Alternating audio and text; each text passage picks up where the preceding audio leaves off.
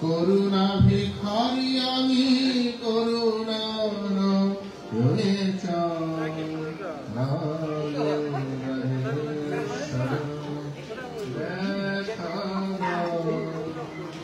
চরণে উৎসর্গদান করিয়াছি এই প্রাণ সংসার নরকুলে ঝলসি গিয়াছি তার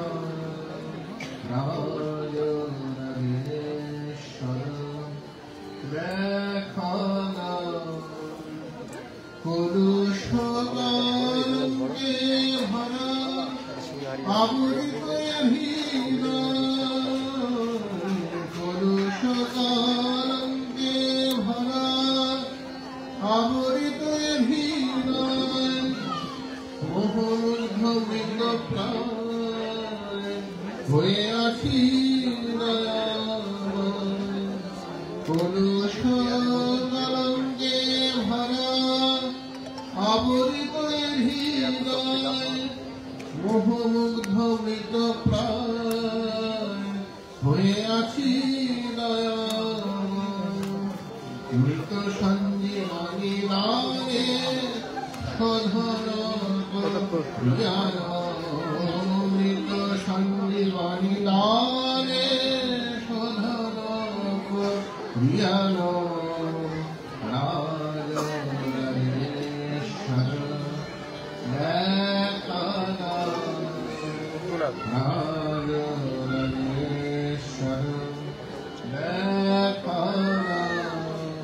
করুণা ভিখারি আমি করুণার রয়ে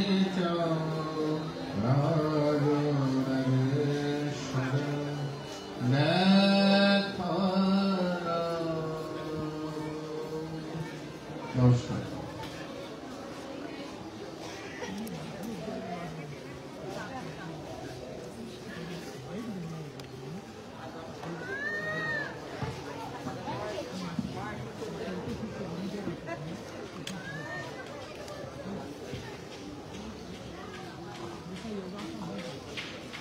আমাদের স্বামী দুর্গানন্দ তিনি সুভাষপুরের সারদা আশ্রমের অধ্যক্ষ অসাধারণ সঙ্গীত পরিবেশন করলেন, আমরা খুব মুগ্ধ হয়েছি।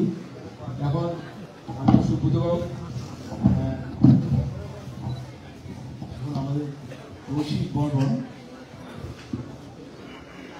এখন সুব্রতবাবু দিচ্ছি, সুব্রতবাবু একটা বই উদ্বোধন করবে, করার পর তারপর আমাদের যিনি আমাদের সবাই যারা মুখোমুখি বসে আছি, যার আশীর্বাদে শোনার জন্য আমরা অপেক্ষায় আছি, তার আশীর্বাদে আমরা শুনব।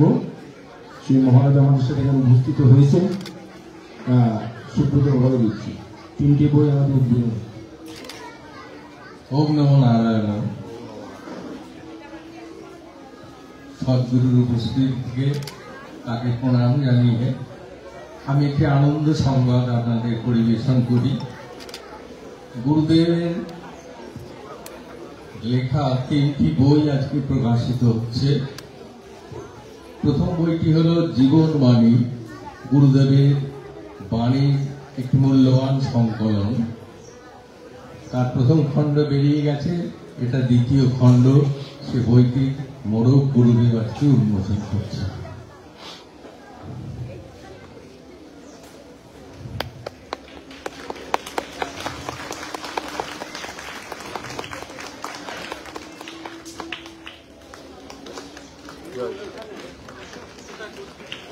দ্বিতীয় বইটি হল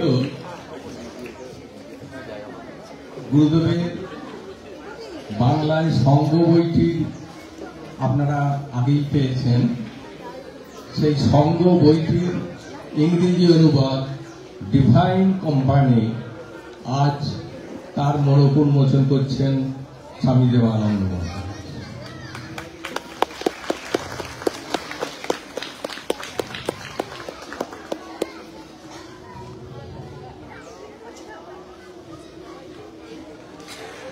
এবং তৃতীয় বইটি হল গুরুদেব প্রবচনের মধ্যে বিভিন্ন সময় আমাদের বিভিন্ন গল্প বলেন, তারই একটি সংকলন গল্প সংকলন গুরুদেবের লেখা, সেইটির মোড়ক উন্মোচন করছেন স্বামী দেবানন্দ মহারাজ।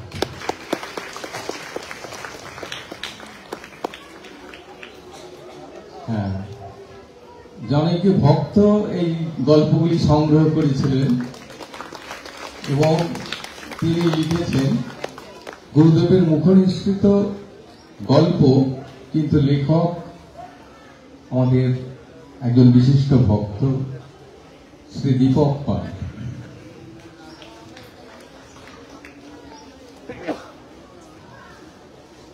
বইগুলির উন্মোচন হলো, আপনারা প্রকাশনা কাউন্টারে এই বইগুলি সংগ্রহ করতে পারবেন। এই কথা বলে আমি শেষ করছি। জয় গুরু।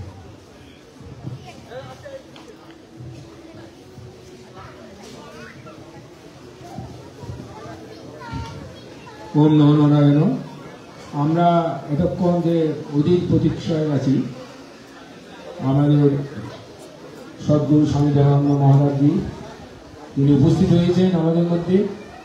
তার অপূর্ণ বাণী, এর মধ্যে বর্তমানের বিভিন্ন বর্ধমান এবং সারা পশ্চিমবঙ্গে তার বহু গান, বহু বাণী কানে ছড়িয়ে গেছে এবং সবাই সেই একান্ত চুম্বকের একটা চুম্বক যেন চুম্বকের পাহাড় গেলে, সেই জন্য তার আকর্ষণে আমরা সবাই সমবেত হয়েছি। সাধু মহাত্মা থেকে শুরু করে সব ভক্তবৃন্দ, এবং তার সেই মুখনিসৃত অমৃত বাণী তিনি আমাদের কাছে তিনি আশীর্বাদ দেবেন।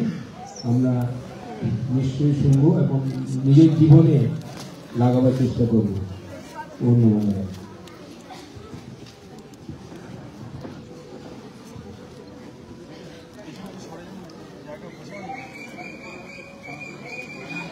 ঈশ্বরস্বরূপ আমার দেওয়া, আজকে ভীষণ আনন্দ পাচ্ছি। সাধু সন্ন্যাসী তাদের যে আশ্রমে উপস্থিতি, তাদের সকলকে আমার ভালোবাসা জানাচ্ছি। আর তার সাথে সাথে তোমরা যারা উপস্থিত হয়েছ, তোমাদের সকলকে আমার ভালোবাসা। আর ব্যক্তিগতভাবে যে একসঙ্গে এত সাধু সন্ন্যাসী একসঙ্গে দেখাটাও তো একটা, চোখও তো দেখতে পাচ্ছে না, এটাও তো একটা ভিন্ন হওয়া না। চোখ খুললে তো আজে বাজে জিনিস দেয়, সেখানে একসঙ্গে এতগুলো দুর্লভ ডাকে ভজন করে, ঈশ্বরকে ভজন করে, একবারে তার স্ট্যাপ না, সেই দুর্লভ বেশ, সেই বেশভূষা, এতক্ষণ একসঙ্গে মানুষকে দেখতে পাওয়া একটা বিষয় বড় ব্যাপার। আর চোখটা ধন্য হচ্ছে দেখে, আর তার সাথে সাথে ভেতরটাকেও ধন্য করবার জন্য যদি চেষ্টা করা যায়, তাহলে কি পাওয়া যাবে জানো? বাস্তবিক ক্ষেত্রে সবাই ব্রতী, কেউ সন্ন্যাস ব্রত পালন করছে, কেউ গৃহস্থ ব্রত পালন করছে, গৃহস্থ ধর্ম ব্রত পালন করছি। কিন্তু ব্রত পালন কি করছি? এই ব্রত পালন করা মানে সাধনা। এই ব্রত পালন আমরা করতে এসেছি যে সন্ন্যাসী, দেখো সন্ন্যাসী তো শিব, যিনি সব, শিব মানে সব, সব মানে একটা মরা আর একটা কোটা, নাকি? তিনি সমস্ত জায়গায় যিনি বিরাজ করছেন, সব সব, মানে এখানে আমি তুমি যা দেখতে সব করছি, এটা তো মুখে বলছি, কিন্তু এটা বোধে আসতে। এই বোধে আসার জন্যে মহাপুরুষদের রাস্তা, সেই রাস্তাটা আমার অন্তরে অন্তর্মুখী হওয়ার রাস্তা, সেই রাস্তাটাকে গ্রহণ, সেই রাস্তাটাকে গ্রহণ করে একটু একটু করে এগোতে হয়। কেননা ভালোবাসা, যদি ভালো না বাসা যায় সেটাকে জোর করে ধরতে হয়, আর যদি ভালোবাসা যায় সহজ নয়। আর ভালোবাসা ছাড়া কিছু হয় তো, তুমি যদি যোগী হতে চাও, যোগ অভ্যাস করতে চাও, ব্যাপারটাকে ভালোবাসতে, তুমি যদি ভক্তিযোগী হতে চাও, ভক্তি যোগ করতে চাও, ভালোবাসতে হবে। তুমি যদি জ্ঞান যোগ করতে চাও, ভালোবাসতে, নাকি না ভালোবাসে তোমাকে জোর করে করতে। তো সেই কারণে বাবা মায়েরা এই সবাই আমরা ব্রত পালন করছি। আর যারা পৌঁছে গেছে মানে যারা এই মানব দেহ ধারণ করে নিরাসক্ত, কোনো কিছুতে লেগে যায়, ঈশ্বর কোনো কিছুতে লেগে যায়, এরকম কিছু একটা এরকম ভাবে লেগে যায়, নিরাসক্ত। এই লেগে না যাওয়া একটা জীবন, তারা হচ্ছে মহান, তারা সকলের মধ্যে আছেন কিন্তু লেগে যাচ্ছে। এটা হচ্ছে ঈশ্বর, যিনি যাকে চোখে দেখা যায় না, কানে শোনা যায় না, মুখে পাওয়া যায়, তার সঙ্গে মেশা যায়। কিভাবে মেশা যায়? ওই যে বললাম, নিরাসক্ত হলে মেশা যায়। আমরা আসক্তির থেকে বাইরে যত বেরোতে থাকবো, তত আমরা সেই অসীম অনন্তের সঙ্গে মিশে যাব। এই নিরাসক্ত হওয়াটাই আমাদের জীবনের উদ্দেশ্য। আমাদের জীবনের উদ্দেশ্য নিরাসক্ত। তো সেই কারণে আমাদের ভেতরে আগুন জ্বলছে, কত রকমের মনের ভাবনা, এটা সেটা ওটা, কত কিছু এই সমস্ত ভেতরে আছে, ভাবনা আছে, এগুলো সব আগুন জ্বলছে। সে যেই হয়, মানুষ যার আছে সে জ্বলছে, যার নাই সে জ্বলছে না। আসক্তি এরকম একটা চরম আসক্তি, আসক্তিতে ভেতরটা জ্বলছে। এই জ্বলছে ভেতরটা তোমার আসল জায়গায়। তুমি জল ঢালছো বাইরে, কেমন? তুমি বাইরে জল ঢালে তো হবে না, তোমার তো সেই আগুনে জল ঢালবে। যে আগুনে জল ঢাললে সেটা নিভবে। তো সেই কারণে হাজার হাজার বছর ধরে, যেটা আমি সবসময় বলি, ঋষিরা সবসময় বলেছেন, হাজার হাজার বছর ধরে গুরু মহাত্মা, তারা তোমাদেরকে মন্ত্র দিয়েছেন, বলেছেন এটাকে জপ করবে। কেন, কোথায় জপ করবে না? মনে, ভাবনা, ভেতরে, যেখানে তোমার আগুনটা জ্বলছে। তো সেই আগুন নেবার জন্য কি না বীজ মন্ত্র জপ। এটা ভেতরের আগুনকে নেভাবার একমাত্র রাস্তা। তাই অনাদিকাল ধরে দেখবে গুরুত্বকাল বীজ মন্ত্র জপ না মনে মনে, নাকি? আজকের না, আমি বলছি না, 1000 বছর না, 5000 বছর হয়ে আরো স্মৃতি স্মৃতি পুরাণ অনেক সে কি ভাষায়। তো এইরকম একটা ব্যাপার। তো আসল উদ্দেশ্য কি আমাদের? না, আমরা নিরাসক্ত। কেন? নিরাসক্ত হচ্ছে বিশ্ব, আর আমরা শ্রেষ্ঠ জীব, আমরাই পারি এটা বুঝতে। নিরাসক্ত হওয়াটাই আমাদের জীবনের উদ্দেশ্য। এটা বুঝতে একমাত্র মানুষ। তার জন্য মানুষকে, মানুষ হতে গেলে শব্দটা তো মানুষ না, শব্দটা যেহেতু মানুষ না, তাহলে মানুষের সবথেকে গুরুত্বপূর্ণ কি? দেখো, আমাদের কোয়ালিটিটা অর্জন করা উচিত, গুণ, কিন্তু আমরা অবগুণ অর্জন করে দিচ্ছি। কিন্তু আমাদের গুণ অর্জন করতে হবে, কোয়ালিটি। তাই আমাদের গুণ অর্জন করতে হবে। সেই গুণ, মানুষের এই গুণ, মনুষ্যত্বের গুণের মধ্যে কোনটা সবথেকে গুরুত্ব? আমি প্রত্যেক দিন প্রত্যেকটা মানুষকে, সাধু সন্ন্যাসী যেই হোক, সবাইকেই বলি, আমাদের জীবনে সব থেকে গুরুত্বপূর্ণ হচ্ছে সংযম আর উদাহরণ। কেমন? সংযম আর উদাহরণ। অষ্টাঙ্গ যোগ কি বলেছে জানো? কপিলের অষ্টাঙ্গ যোগ, গীতায় 2য় অধ্যায়, অষ্টাঙ্গ যোগ, সাংখ্য যোগ। কি আছে অষ্টাঙ্গ যোগ? যম, নিয়ম, আসন। যম মানে কি? সংযম, নাকি? প্রথমেই যমের কথা, সংযম। সংযম এবং উদারতা একটা টাকার উদারতা ছাড়া সংযম ছাড়া উদারতা হবে না। উদার মানে সে সংযম। এই মানুষের জীবনে ঈশ্বর আছে, ঈশ্বর চোর না ডাকাত, তার পেছনে করতে হবে না। তিনি সব সময় চলে আছেন। আমাদের পরিবর্তন হচ্ছে, আমরা নিজেরা পরিবর্তন। তার জন্য প্রতিনিয়ত প্রতিদিন একটু একটু করে আমাদের ছেলে মেয়ে বউ সংসার, এটা একটা আলাদা জিনিস, তুমি আর একটা জিনিস। ছেলে মেয়ে সংসার একটা জিনিস, তুমি আর একটা জিনিস। তোমার ভালো থাকো, তুমি কি করছো, তোমার কি হয়েছে, তুমি কতটা নিরাশ, এই জায়গাটা তোমার হিট, এই ইচ্ছাটা তোমার মধ্যে, এই ইচ্ছাটা জাগে কিভাবে না একমাত্র সাধু সঙ্গে। আর ওই সাধু সঙ্গেতে তোমার ইচ্ছা জাগে, এই ইচ্ছা জাগলে তুমি চলে ফিরে ঘুরে বেরিয়ে সকল সময় যে কোনো সময় সূচি অসুচি বলে কিচ্ছু নেই, ঈশ্বরের নাম করবে, স্মরণ করবে। তার নাম স্মরণ করতে করতে পায়খানা তো যদি কোনো মানুষ মরে যায়, গোলক ধামে যায় নাকি মহারাজ, তার নাম করতে করতে মানুষ যদি, আমার মনে আছে ঋষিকেশে, আমি বলছি একবার 45 বছর একজনের কাছে গিয়ে বসতাম, তিনি সবসময় এই ভগবত চিন্তার কথা বলতেন, বসতাম। আমার মতো আরো অনেক গঙ্গার পারে যারা থাকতাম তখন এত আশ্রম ছিল,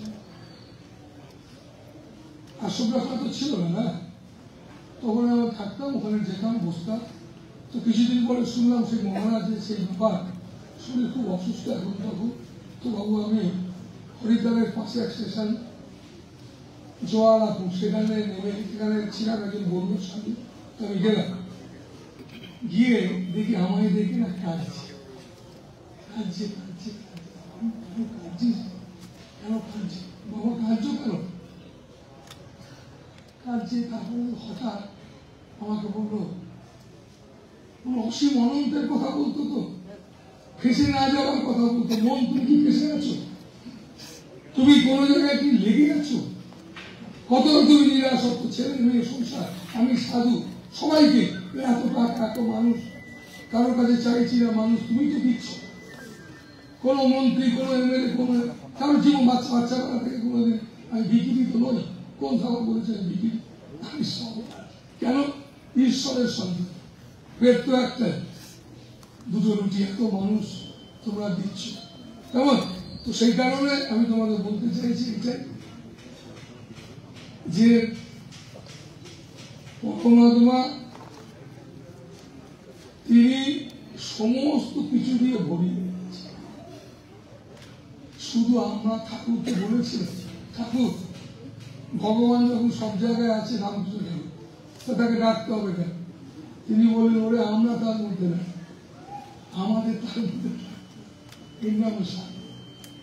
এইটা প্রত্যেক নিয়ত, প্রত্যেক দিন যত বেশি করে তোমার মধ্যে ইচ্ছা আসবে, আমি আমার প্রতিটা নিয়ত চলে যাচ্ছে, সময় চলে যাচ্ছে, আমি আরে তোমাকে দেখতে পাচ্ছি না, ঠিক আছে, কিন্তু ব্যাকুলতা তোমাকে চাই, এই ব্যাকুলতাটা আমার কাছে আছে, এটা যেন আমার প্রচুর থাকে, প্রচুর বেড়ে ওঠে।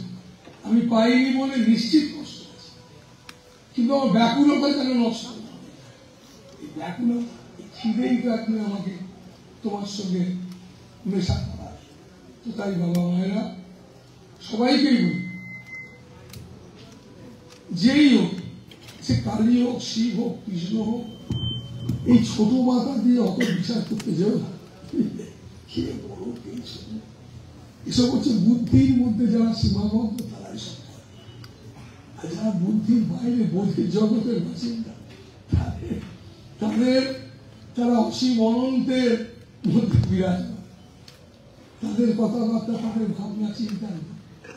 তো সেই কারণে সেটাকে অনুসরণ করে, সেটাই তো মহাপুরুষদের পথ। আমাদের তো মহাপুরুষদের পথটা কিন্তু গ্রহণ করতে হবে।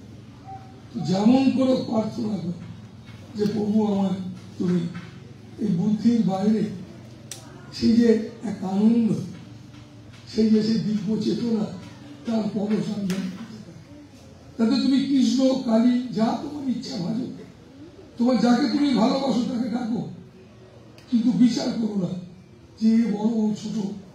আর গুরু, দেখো তোমরা আমার কাছে এত আসো, গুরুদেব কোনোদিন গুরুদেব নিয়ে দল করবে না। গুরুদেব দলেই ছিলেন না। গুরুদেব শুধু এই শরীরটা নয়, প্রদীপ প্রদীপ মনে হচ্ছে আদৌ সেটা প্রদীপ নয়, দেহ দেহ মনে হচ্ছে এটা কিন্তু আদৌ দেহ নয়, তোমার কাছে দেহ। একজন দিব্য পুরুষের কাছে কি হয়, তিনি সদ্গুরু, তার কাছে সমস্ত শিষ্য। কেমন গুরু মানে সেই অসীম অনন্ত, যাকে দেখা যায় না, যাকে মুখে বলা যায় না, কিন্তু বললাম মেশা যায়। সেই মেশাটা একদম সেই নিরাসক্ত জীবনে মেশা যায়। যত নিরাসক্ত হতে পারবে, মানে সুখে সুখ যে আনন্দ নয়, ভুল করে সুখটাকে আনন্দ করে ফেলা হচ্ছে।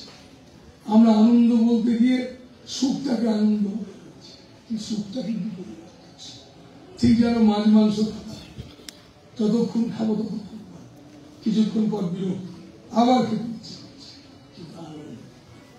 সচিদানন্দ, সচ্চিদানন্দ, সত্য স্বরূপ, চৈতন্য স্বরূপ, আনন্দ স্বরূপ, যা আমাদের জীবনে মাখা আছে সমস্ত জায়গায়। যেমন কেমন জানো, যখন এই পৃথিবী যখন ছিল না, এই ফাঁকা জায়গাটা কিন্তু ছিল। পৃথিবী যখন ছিল না, এই ফাঁকা জায়গাটা ছিল। যখন কিছুই ছিল না, এই ফাঁকা জায়গাটা ছিল। এই ফাঁকা জায়গাটা কিন্তু ফাঁকা জায়গা না। এই ফাঁকা জায়গাটা আমার পেটের মধ্যে আছে, আমার শিরায় উপশিরায় আছে, আমার প্রতিটা শরীরে ক্ষুদ্র ক্ষুদ্র ছিদ্র, নলকূপের মতো ছিদ্র। এই ফাঁকা জায়গাটা মানে ফাঁকা না, সেটা সেই অসীম চৈতন্যে ভরা, সেটাই আমাদের আসল স্বরূপ, সেটা আমাদের আসল পরিচয়। সেটা আমরা পেরে উঠছি না কেন? সেই জায়গায় আমরা ও কি করে, এ কি করছে, সে কি করছে, এ বলো না সে বলো, ঠাকুর দেবতা নানা রকম নিয়ে পাণ্ডিত্য, এসব না। বামদেব মায়ের কাছে গিয়ে বললো, মা খেয়ে। হ্যাঁ, সকালবেলায় যাচ্ছিল তারা মায়ের মন্দিরে, যেতে গিয়ে দেখলো শশা গাছে শশা, সে শশা নিয়ে মাকে দেবে বলে ঢুকেছে। ঢুকে এবার মালি তারা করাতে খাবা তাড়াতাড়ি বেরোতে গিয়ে পিঠটা কেটে গেছে। সে কেটে গেছে, ছুটতে ছুটতে মায়ের কাছে গিয়ে বলছে, মা খেয়ে। কোনো চণ্ডী পাননি, এসবের বালাই, এসব কিছুই নাই। কেন না, দেখো সেই বুদ্ধির বাইরের জগতের মানুষ, থরি বুদ্ধি জগতের মানুষ, বুদ্ধির বাইরের জগতের মানুষ, তাকে তুমি কি বই দিয়ে বুঝবে? এই বুদ্ধি দিয়ে তুমি কি তাকে ভাবতে যাবে? এইরকম একজন তিব্বতের পুরুষ, তিনি বললেন কি, মা তুই খেয়ে। খাবে না, যেমন ভাবে বাচ্চা ছেলেরা, মা যদি কথা না বলে কি করে, 2 বছরের ছেলে দেখবে পেছনে চক থাপড়া মারে না, বুকের ওপরে, যে কোনো বাচ্চা ঠিক ওইভাবে বলে খেয়ে নে। সঙ্গে সঙ্গে মা বলছে, খাবা লাগে না বুঝে। দেখো কোন মন্ত্র নেই। কেন এই জায়গাটা আমাদের হচ্ছে না? কেন হচ্ছে না? এই কারণে আমাদের কামনা, কত স্বপ্ন, কত কিছু, এই সমস্ত রকমের অহংকারে আমরা মত, রূপের অহংকার, জাতির অহংকার, শিক্ষার অহংকার, সব রকম অহংকার। এই যে তোমরা এত ভিড় করেছো, আমি দেবানন্দ স্বামী, কিন্তু অহংকার। এর মধ্যে যদি ফেসে যাই, ফেসে গেলাম, কিছু অহংকার, অদ্ভুত। এগুলো সব মরিচিকার মতো, এগুলো সবই প্রলোভন, এগুলো সাধু সন্ন্যাসীদের সমাজ, সমস্ত মহাত্মা তাদের সমাজ, তাদের কাছে তিনি রাজরাজের সমাজ আসছে। কিন্তু যারা ফেসে যায়নি তারা মহান নাকি? তো সেই কারণে যারা সেখানে পৌঁছে গেছে তারা ফেসে যায়নি। তো সেই কারণে তোমাদের বলতে চাইছি যে বাবা মায়েরা, আমাদের এরকম এই সেই মাটি, যে মাটিটা আমরা দাঁড়িয়ে আছি, এই মাটিটা মানে এই ধরিত্রী, যেটা বড় পবিত্র থেকে পবিত্রতম। কেন জানো?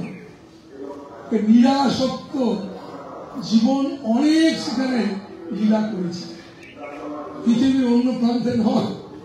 লীলাসক্ত জীবন, যারা আসক্তি শূন্য। আসক্তি শূন্য মানে জানো, ওরা আসক্তি আছে মানে তো যন্ত্রণা আছে, আমি সাধু হয়েছি। তো যাই হোক, সেই সাধু মহারাজ কেঁদে চলেছেন, সে কেঁদে চলেছেন।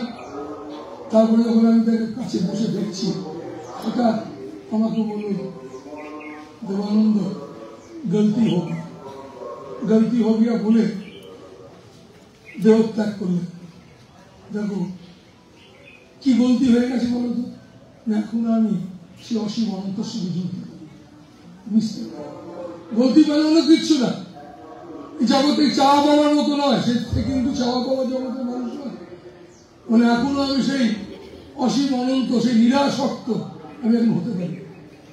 তোমার এখনো কিছু তার কমতি রয়ে গেছে, গলতি হবে কোন একটা জায়গায় তার মানসিকভাবে আটকে রয়ে গেছে। তো তাই আমি তোমাকে বলি, বাচ্চা থেকে শুরু করো ভালোবাসতে সবাই। যে যার গুরু মহারাজ তিনি তোমাকে যা বলেছেন সেইটাকে হৃদয়ে মাথায় ঢুকিয়ে রাখো, নিয়ে একটু একটু করে এগিয়ে চলো। তোমার মধ্যে ভালো সংস্কার তৈরি হবে, তোমার ছেলে মেয়েদের মধ্যে ভালো সংস্কার। কালি কালি টাকা হবে কিন্তু আনন্দ পাবে না, যার আনন্দ নাই কিচ্ছু। আমিও তো সারা দুনিয়া ঘুরছি, দেখছি এই তো উৎসব। তুমি আজকাল পরশু দেখবে কত সব উঁচু নিচু মাঝারি সব আছে, কিন্তু সবাই দেখবে কি বলে সব খাপি খাচ্ছে। মাছ যখন দেখবে অক্সিজেন কমে যায় জলে না, মাছ সব খাপি খেতে এরকম খাপি খাওয়া দুনিয়া। কেন বলতো, নিজের দোষে খাপি খাচ্ছি। আমাদের ঋষিরা কিন্তু বলেছে, কিন্তু আমরা পাকামি করে ফেলেছি। কিছুই নয়, সকালবেলা ঘুম থেকে ওঠা কিন্তু সুস্থতার জিনিস, সুন্দর আহার করা, টাইমে টাইমে খাওয়া দাওয়া কর, ভালো ভাবনা চিন্তা কর। আজকের বিজ্ঞান বলছে যে পজিটিভ চিন্তা করো, ঈশ্বরের পবিত্র চিন্তা, তাহলে প্রেশার হার্ট সব ভালো থাকবে। তো আজকে এই নিয়ে সব ব্যবসা শুরু হয়েছে সব পৃথিবী। যাদের পয়সা আছে তারা 10 দিন 15 দিন সব প্যাকেজ করে তারা নিজেরা মেডিটেশন থেকে আরম্ভ করে সব করছে, একটু এনার্জি লাভ করেছে।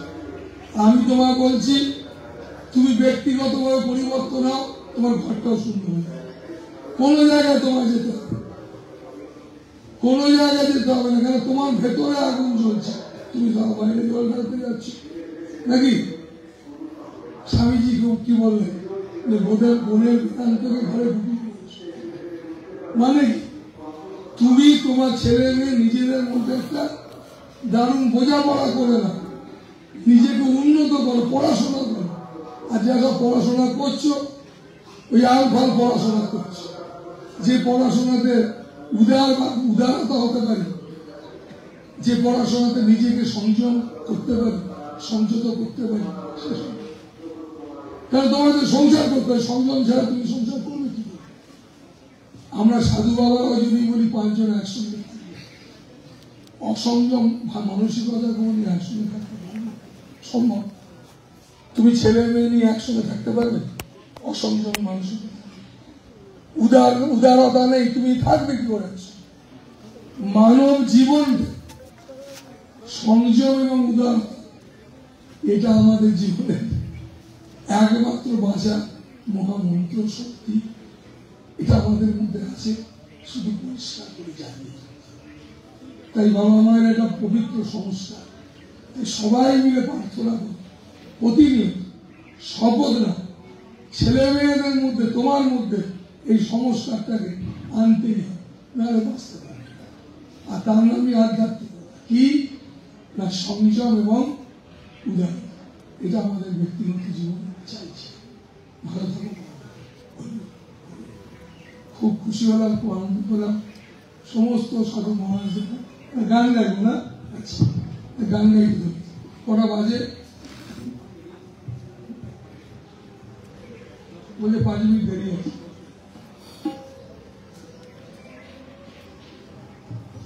গরম হয়ে গেছে, গাইতে পারবো কিনা জানি না, তবে দেখছি। কেউ বলা লাগাবে, বুঝলি, যখন বলবো।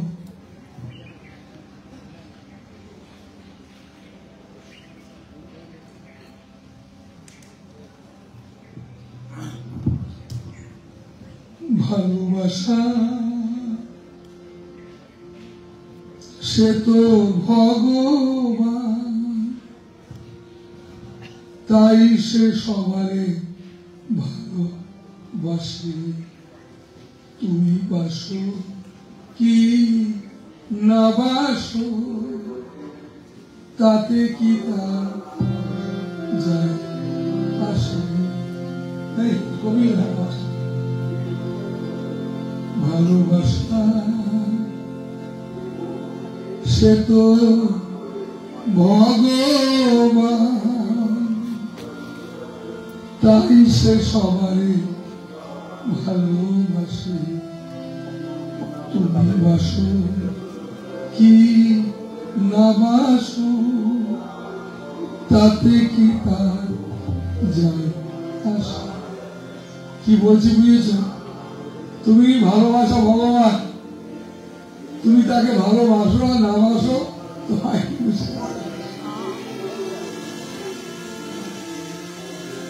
হৃদয়ে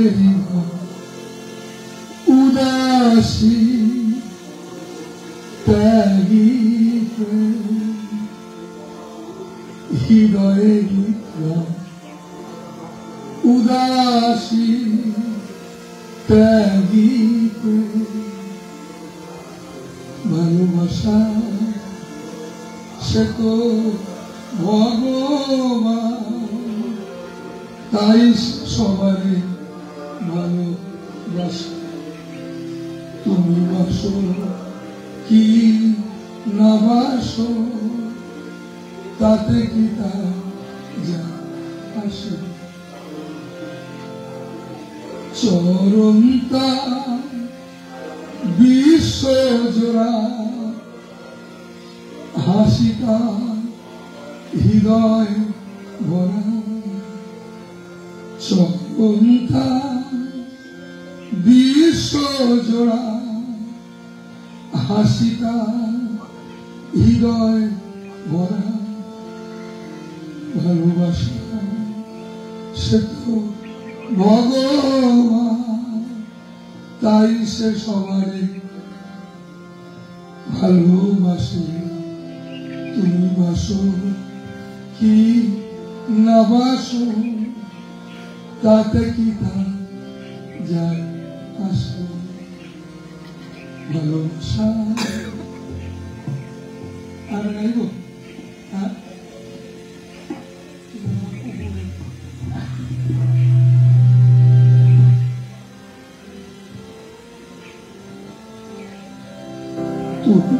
আর একটা গাইতে ধরেছে।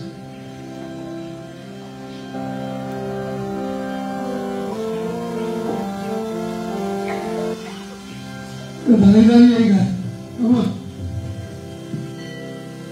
তুমি আমার গলা ধরে গেছে রে। তুমি আমার প্রভু হয়ে দেখো, তোমার চরণ তলে আমায় তুমি রেখো। তুমি আমার প্রভু হয়ে দেখো। তুমি আমার প্রভু হয়ে দেখো, তোমার চরণ তলে আমায় তুমি রেখো।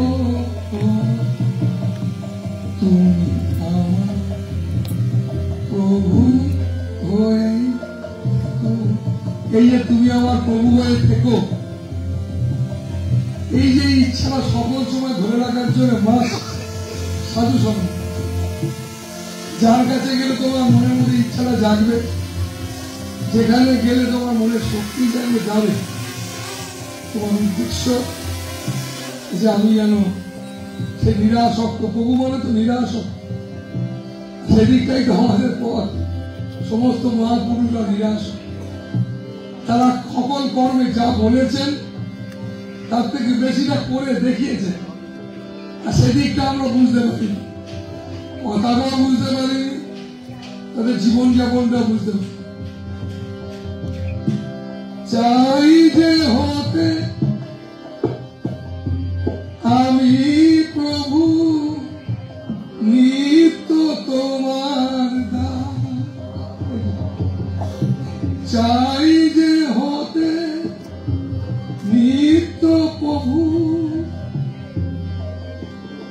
চাই আচ্ছা চাই যে হতে আমি প্রভু নিত্য তোমার দাস সকল সুখে সকল দুঃখে সকল সুখে সকল দুঃখে এই তো অভিলাষ তুমি আমার প্রভু হয়ে তোমার চরণ তলে আমায় তুমি রেখো তুমি আমার প্রভু হয়ে ভালো থাকো বাবা মায়েরা খুব আনন্দ পেলাম মহারাজ দেখি পরিস্থিতি আর আজকে সকালবেলা থেকে সাধু মহারাজ সবাইকে আমি প্রতি বছরে অনেককেই বলার আমি বলবার জন্য ব্যবস্থা করি, কিন্তু আমাকে আমার ওরা 22 জন না 24 জন বলেছে আমরা বলব। তারপরে দেখলাম গীতা পাঠ, বুঝলেন, গীতা পাঠ হবে 1 ঘন্টা, সব হবে। হতে গিয়ে আমার মনে হয় 20-22 জনকে বলতে দিতে গেলে তাহলে সারাদিন লেগে যাবে নাকি। তো তাই ওদের বললাম তোরা গীতা পাঠ কর, 2-একটা গান গা, তার মধ্যে আমাকে ধরে ফেললো, আপনাকে দুটো কথা, তো আমি দুটো কথা বলে ফেললাম, বেশি বলে ফেলিনি তো।